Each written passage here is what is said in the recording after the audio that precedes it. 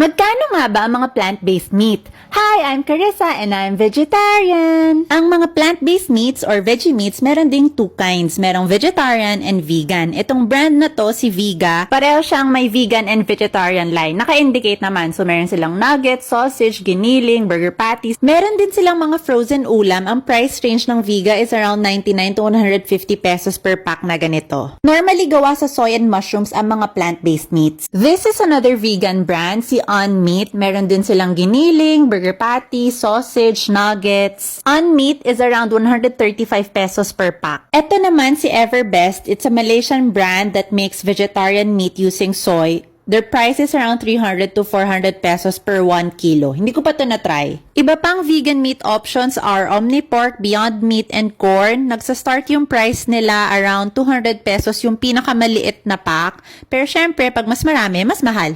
Yun lang, bye!